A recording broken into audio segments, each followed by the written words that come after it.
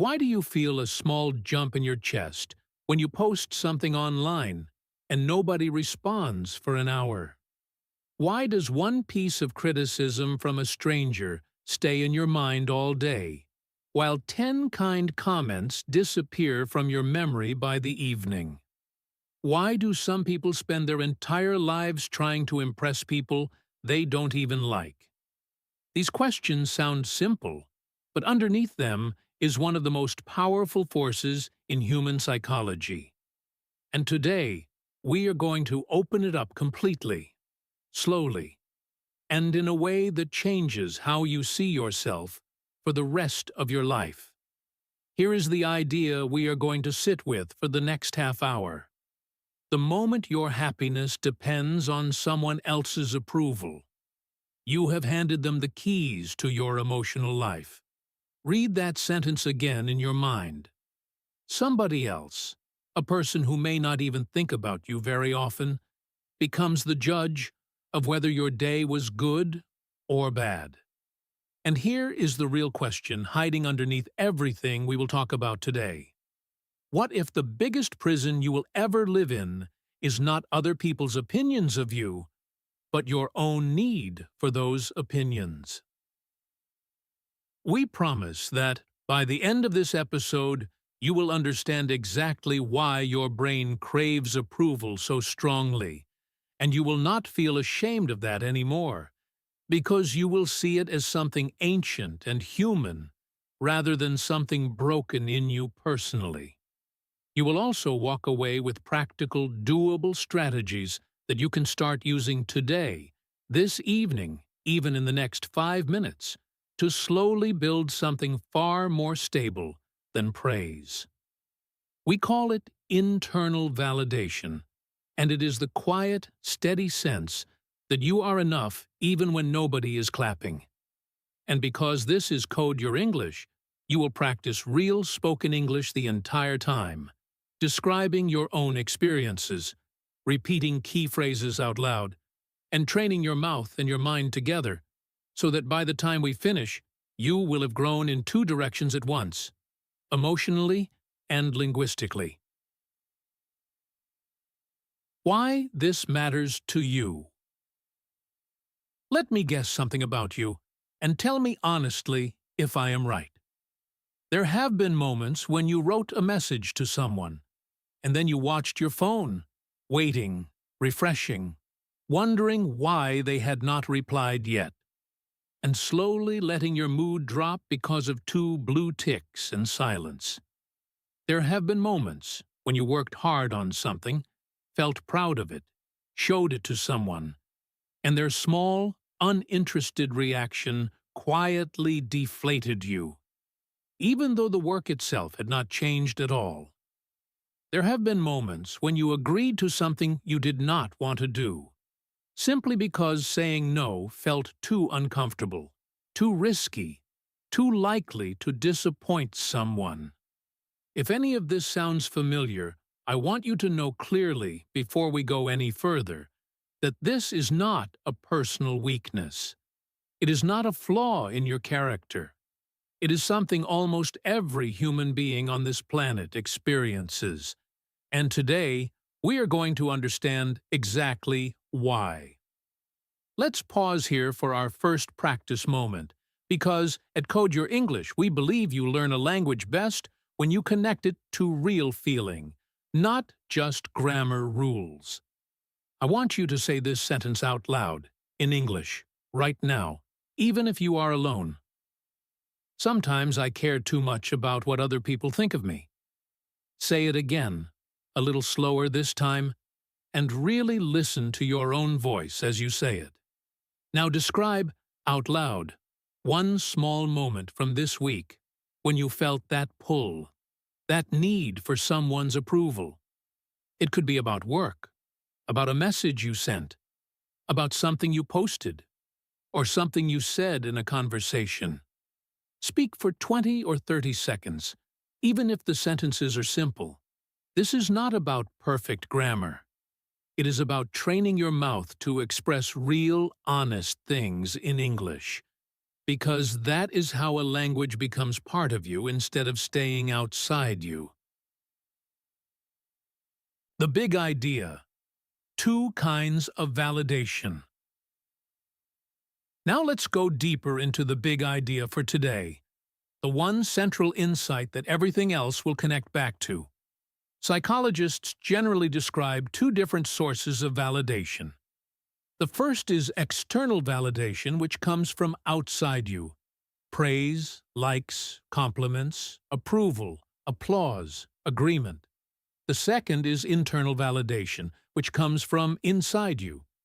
Your own sense of your values, your own respect for your effort, your own quiet knowledge that you did the right thing even if nobody noticed. Here is what is important to understand clearly. External validation itself is not the enemy. Wanting to be liked, wanting to be respected, wanting people to notice good work. These are completely natural human desires, and there is nothing wrong with enjoying a compliment or feeling good when someone appreciates you. The real problem begins at a very specific point. The moment approval stops being a pleasant bonus and starts being an emotional necessity. That is the line. On one side of the line, you enjoy praise, but you do not depend on it. On the other side of the line, without praise, you feel empty, anxious, or worthless. The healthiest people in the world are not people who have stopped caring what others think. That would actually be a little cold and disconnected. The healthiest people are the ones who have simply stopped depending on others to decide their worth for them. What validation really means. Let's slow down and define validation clearly, because this is a word we will use many times today, and I want you to fully own its meaning in English. When we say someone is seeking validation, we mean they are seeking approval, seeking praise, seeking acceptance, seeking agreement, or seeking reassurance from other people. Validation can appear in many areas of life at the same time. There is emotional validation, where you want someone to confirm that your feelings make sense. There is social validation, where you want to be accepted by a group or a friend circle. There is professional validation, where you want your boss or your colleagues to recognize your work. There is romantic validation, where you want a partner to make you feel desired and important. There is family validation, which often runs the deepest of all, because it usually started the earliest. And in our modern world, there is a newer, very powerful form: online validation, made of likes, followers, views, and comments, which did not even exist for most of human history, but now shapes the emotional lives of billions of people every single day. Here is a question I want you to actually sit with for a moment, not just hear and move past. How many of your decisions today were truly, completely yours? And how many were shaped, even slightly, by what you imagined someone else would think of you? Maybe you chose your clothes this morning partly because of how you wanted to be seen. Maybe you stayed quiet in a conversation because you were worried about sounding wrong. Maybe you said yes to a plan you did not really want, because saying no felt like it would create a small crack in how people saw you. This is not about guilt. It is about awareness. You cannot change a pattern you have never clearly noticed. Now, let's do our second practice moment. I want you to repeat this phrase out loud, slowly, focusing on your pronunciation. I want to understand my own patterns. Good. Now try this slightly longer sentence. Today, I made at least one decision because I was worried about what someone else would think. Say it as a true sentence about your own day if you can, or as a general practice sentence if nothing specific comes to mind yet. Notice how it feels in your mouth, in your voice, to say something honest and slightly vulnerable in a new language. That feeling itself the small discomfort of honesty, is part of what we are training today, both in psychology and in English. Why your brain craves approval. Let's now travel back in time, far back, to understand why our brains are built this way in the first place. Because nothing in psychology makes full sense until you understand its evolutionary roots. Thousands and thousands of years ago, before supermarkets, before hospitals, before phones, before cities, human beings survived in small tribal groups. And here is the brutally simple truth of that time. Being accepted by your group meant survival, while being rejected by your group often meant danger, hunger, or even death. A person who was cast out of the tribe lost access to shared food, shared protection from predators, and shared warmth at night. In that world, the fear of rejection was not an emotional weakness. It was a life-saving alarm system. Your ancestors who cared deeply about what the group thought of them were more likely to stay included, more likely to survive, and more likely to pass their genes forward to you. In a very real sense, you are descended from generations of people who were extremely sensitive to social approval, because the ones who were not sensitive to it often did not survive long enough to have children. Here is the problem, and it is a fascinating one. Your brain today, in the modern world, still runs on this ancient software. When someone criticizes you, ignores you, or disagrees with you, a very old part of your brain reacts almost as if your physical survival were threatened, even though nothing dangerous is actually happening. This is why one harsh comment can outweigh 100 kind ones, because your brain, on a deep and automatic level, treats social rejection as if it were physical danger. The psychologist Daniel Kahneman described the mind as having two systems: a fast, automatic, emotional system, and a slower, more rational one. When criticism arrives, it is almost always your fast system that reacts first, long before your slow system can say, "Wait, this one comment does not define my worth." Understanding this is genuinely freeing, because your painful reaction to criticism is not proof that something is wrong with you. It is simply proof that you have a functioning human brain, reacting exactly the way evolution built it to react. Let's practice again, because this is a perfect moment to describe something using new vocabulary. I want you to say out loud, "My brain treats rejection like danger, even when I am completely safe." Now try describing, in your own words, a time when a small piece of criticism affected you far more than it logically should have. Speak for about 30 seconds. Use phrases like, "It stayed in my mind," or "It affected my mood," if you can. This kind of honest, personal description is exactly the kind of speaking practice that builds real fluency, because you are not repeating someone else's sentence, you are creating your own. Where it often begins: childhood. Now let's talk about where this pattern often truly begins to take deep root, which is in childhood, because very few adults arrive at validation seeking without some earlier chapter that shaped it. Think about different kinds of childhood experiences that can plant this seed. In some homes, praise was given mainly or only when a child achieves something: a good grade, a trophy, a perfect performance. In other homes, love could feel conditional, warm when the child pleased the parents, cooler when the child disappointed them. In some families, children grew up being constantly compared to siblings or classmates, always measured against someone else's success.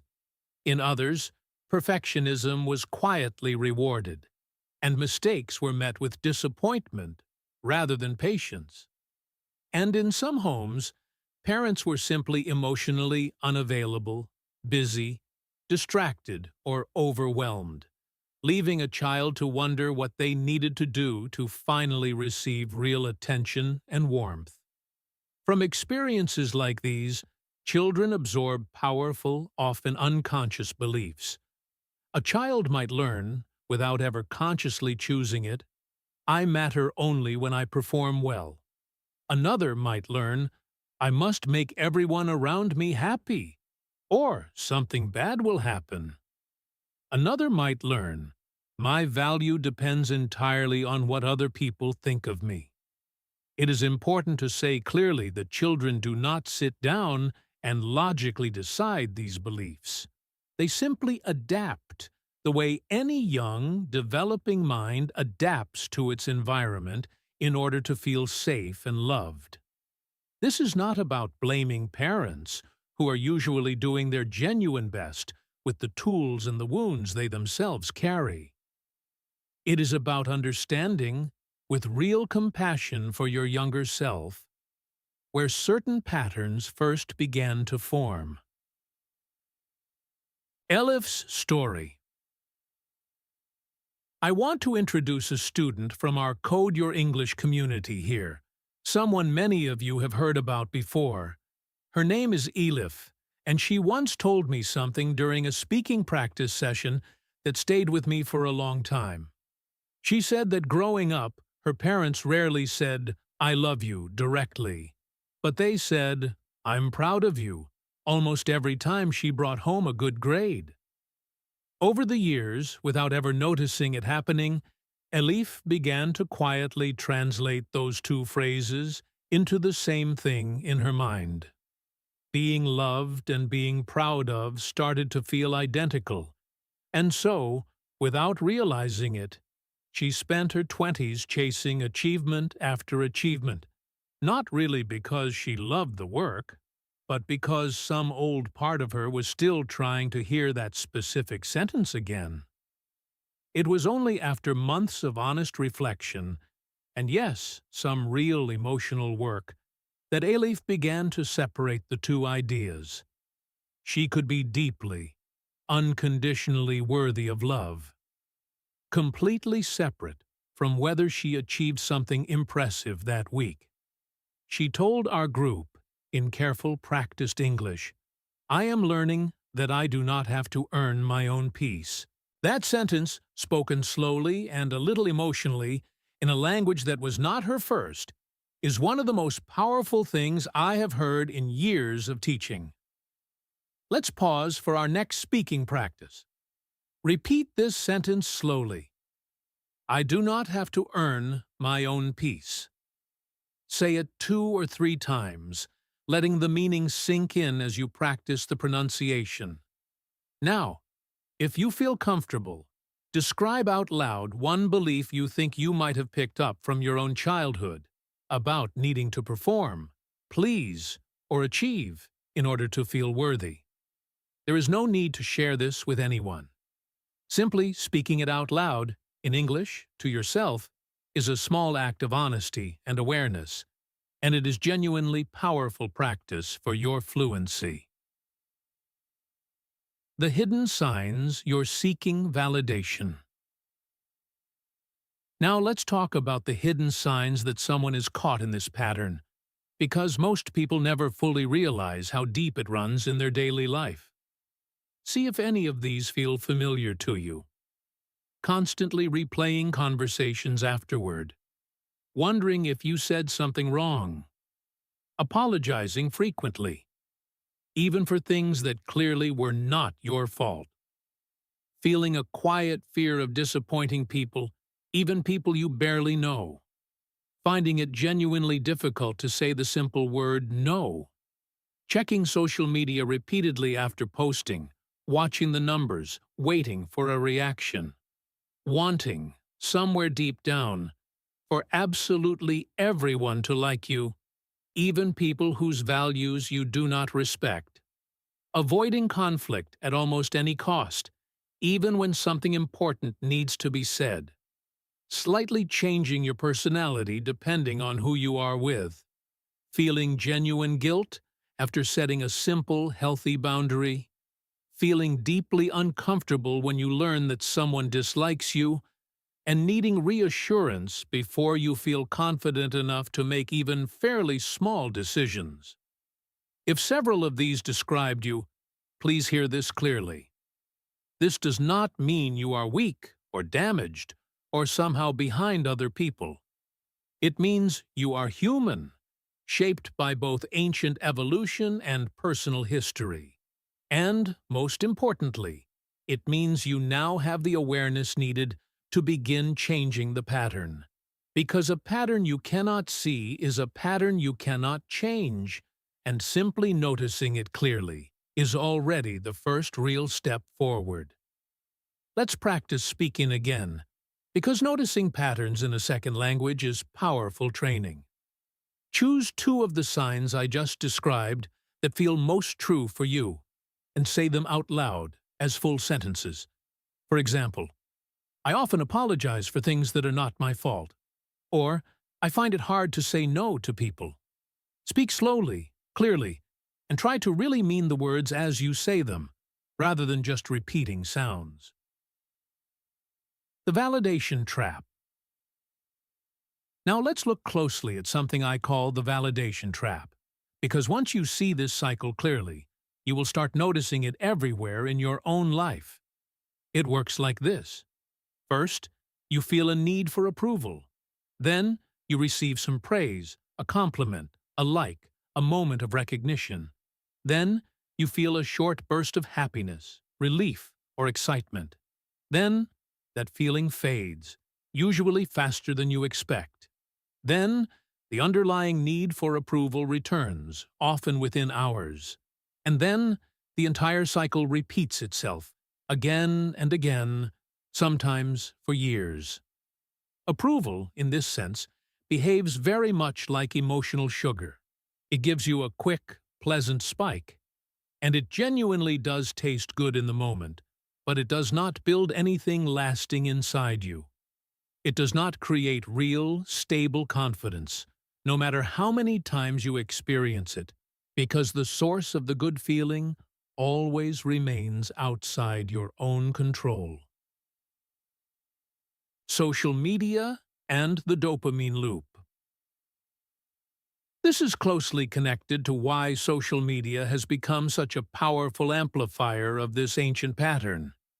Every like, every comment, every new follower delivers a small, real hit of dopamine to your brain. And here is the truly clever, almost dangerous part. These rewards do not arrive predictably.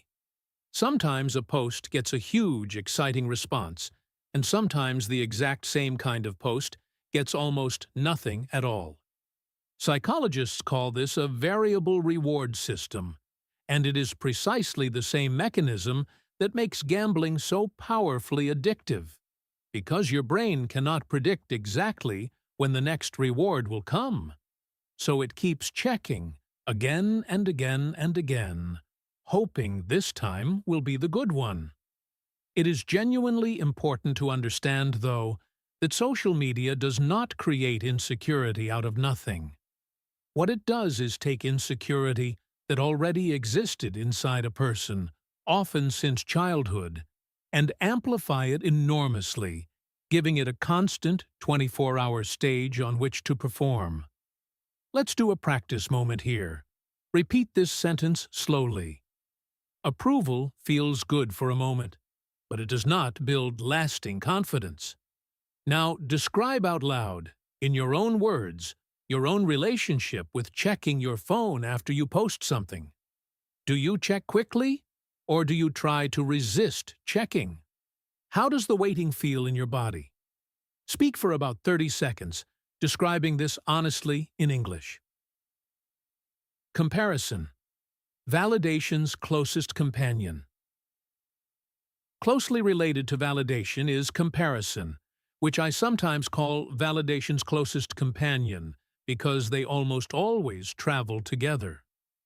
The simple, uncomfortable truth about comparison is that it never actually ends, no matter how successful, wealthy, attractive, or accomplished you eventually become. There will always be someone richer than you. There will always be someone who appears smarter, more attractive, more successful, or more popular in some particular way. This is not pessimism. It is simply a mathematical and social reality of living among billions of other people. Psychologists describe something called comparison bias, our natural tendency to measure ourselves against others, often without even realizing we are doing it. The real danger of modern comparison is that we are almost always comparing our full, complicated, sometimes messy inner life to someone else's carefully chosen highlight reel, the best 5 seconds of their day, filtered, edited, and posted, while we quietly forget that every single person we compare ourselves to is also struggling with something invisible, something they have simply chosen not to show the world. People-pleasing is not kindness. This naturally connects to people-pleasing, which so many of us practice without ever calling it by its true name. Here is an important distinction worth remembering clearly. People-pleasing is not the same thing as kindness. Real kindness comes from genuine warmth and generosity toward another person. People-pleasing, on the other hand, usually comes from fear, specifically the fear of rejection, the fear of conflict, or the fear of being abandoned emotionally by someone whose approval feels important to us. Healthy kindness gives without quietly resenting the cost. People-pleasing gives while slowly, invisibly, losing pieces of yourself, one small compromise at a time. Perfectionism in disguise. Perfectionism belongs in this same family of patterns, closely connected to validation and to fear. Here is something that genuinely surprises many people the first time they hear it. Most perfectionists do not actually want perfection itself. What they truly want, underneath the perfectionism, is protection. Specifically protection from criticism, from judgment, from the painful feeling of being seen as not good enough.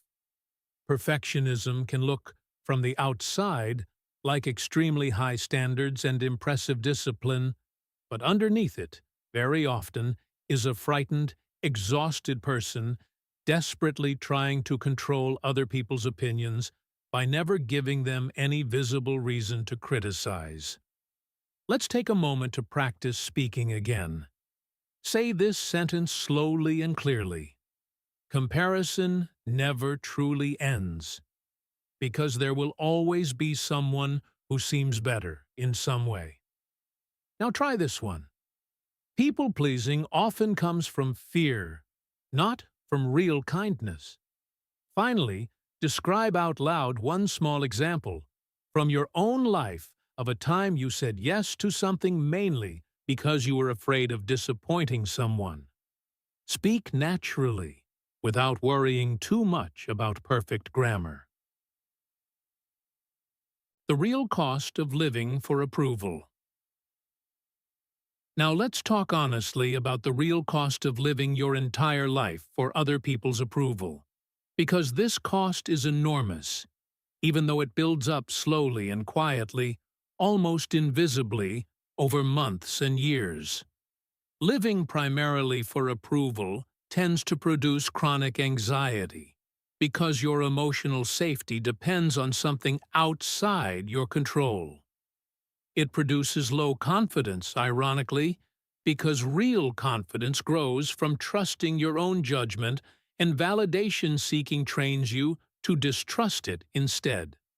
It produces painful indecision because every choice becomes tangled up with predicting other people's reactions rather than simply asking what you actually want. Over time, it can produce genuine burnout, along with a slow, disorienting confusion about your own identity, because you have spent so long adjusting yourself to please others that you have partially lost track of who you actually are underneath all that adjusting. And, perhaps saddest of all, it often damages the very relationships it was trying to protect, since relationships built on constant appeasement rarely become genuinely close or deeply trusting. What confident people actually understand. This is exactly where we arrive at what confident people actually understand. Something quite different from what most people assume. Confidence is not the same thing as being constantly praised. It is not the same thing as being flawless. It is not even the same thing as being fearless, because completely fearless people are extremely rare. And honestly, a small amount of fear is often useful and wise. Real confidence is something far more specific and far more available to you than any of that. Confidence is trusting yourself even while uncertainty is present. Confidence is being able to sit calmly, without panic, in a moment of disagreement. Confidence is being able to receive criticism without emotionally collapsing under its weight. And, perhaps most importantly of all, confidence includes the calm, grounded understanding that not everyone in this world has to like you, and that this simple fact does not threaten your worth in any way at all. The shift from external to internal validation. This brings us directly to the central shift we have been building toward this entire episode. The shift from external validation to internal validation. Let's place these two ways of thinking directly side by side, because seeing the contrast clearly is genuinely powerful.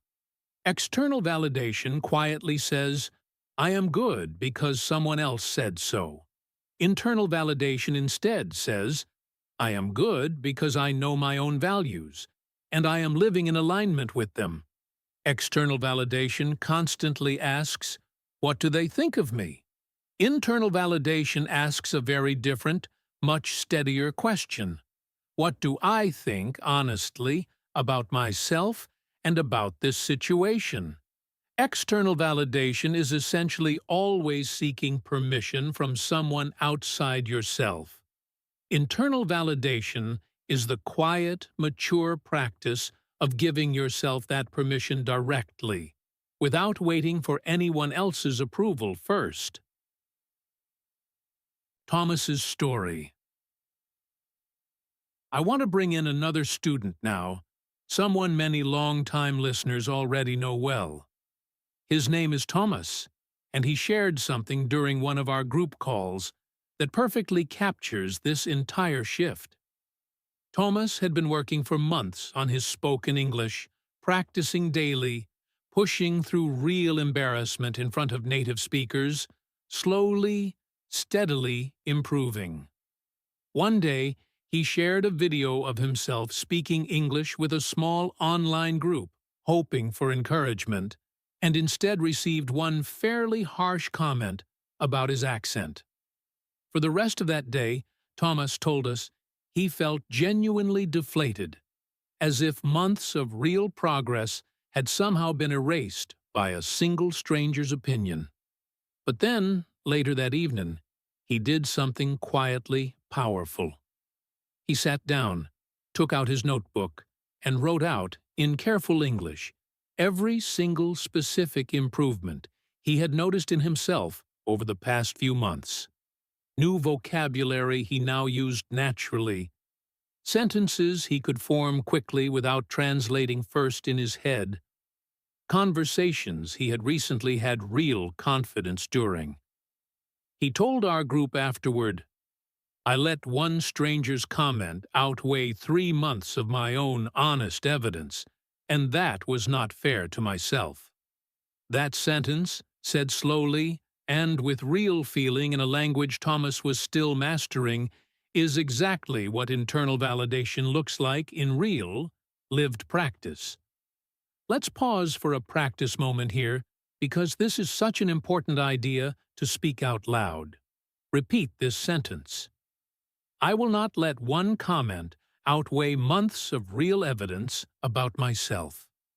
Now describe out loud, using your own honest evidence, one specific way you have genuinely improved recently, in English or in any area of your life at all.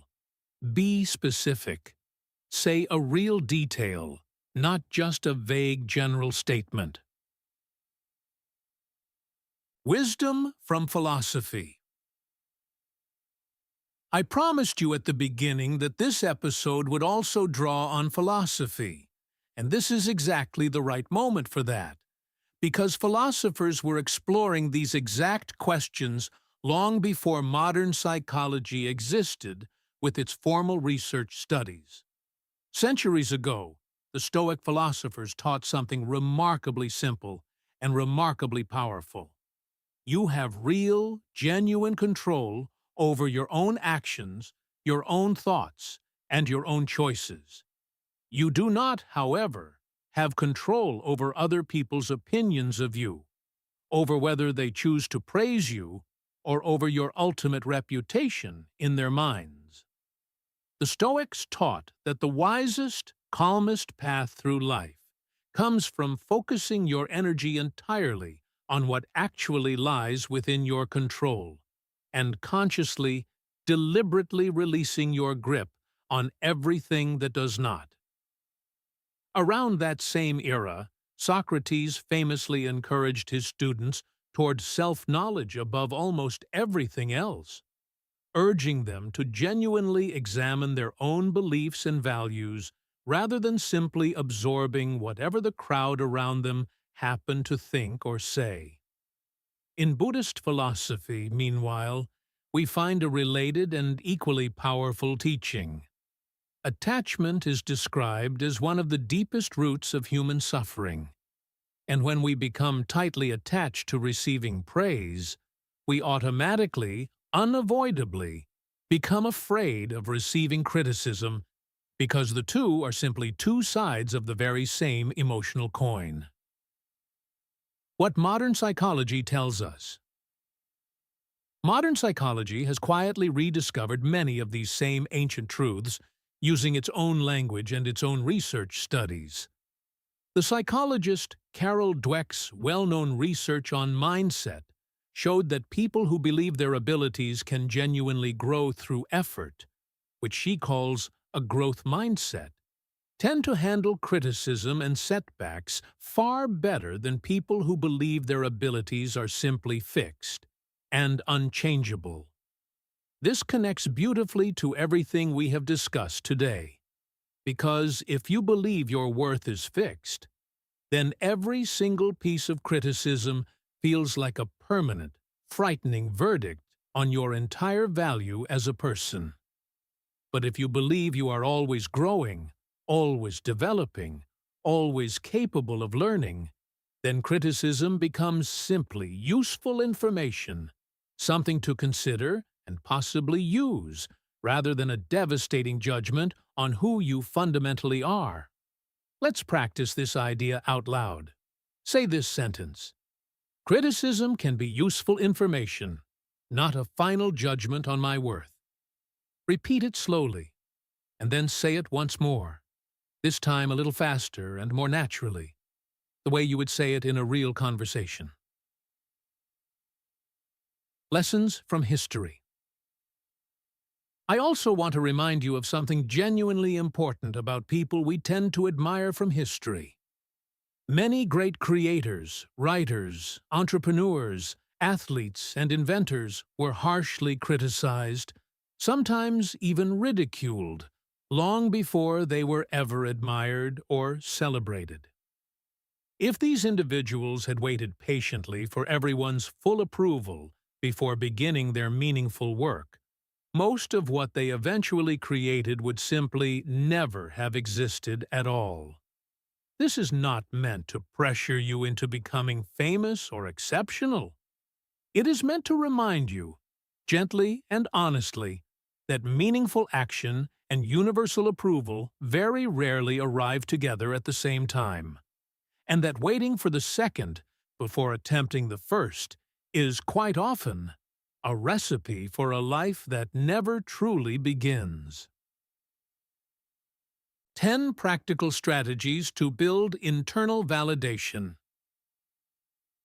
Now, let's move into some genuinely practical strategies you can begin using today, because understanding a pattern intellectually is valuable. But real change happens through consistent, small, repeated actions.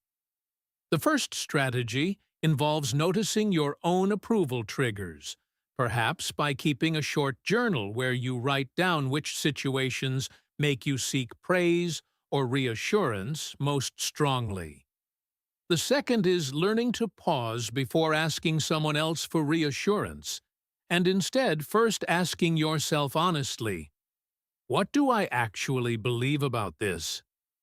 The third is practicing small decisions completely alone, without asking anyone else's opinion first.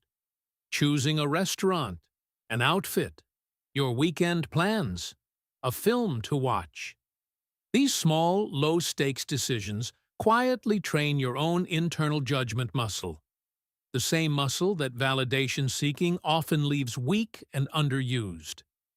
The fourth is consciously accepting that being misunderstood sometimes is simply a normal part of being a real, complete human being. The fifth is setting clear boundaries and firmly reminding yourself that saying no is not selfishness, but a genuine sign of emotional maturity. The sixth is learning to celebrate private wins, quiet personal victories nobody else needs to know about, because real success does not always require an audience. The seventh is deliberately reducing unnecessary comparison, perhaps by limiting mindless scrolling and choosing instead to consume content and life far more intentionally. The eighth is practicing genuine self-compassion, learning to speak to yourself, especially after a mistake, using the same gentle tone you would naturally use with a close friend.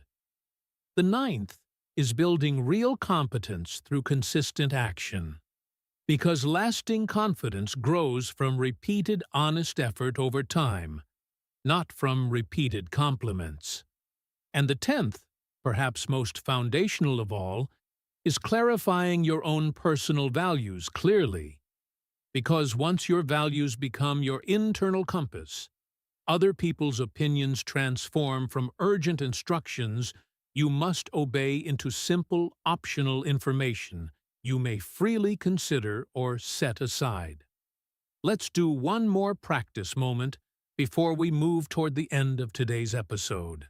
Choose just one of these 10 strategies, the one that feels most useful or most needed in your own life right now, and say it out loud as a complete sentence, in your own words, describing exactly how you personally plan to try it this week.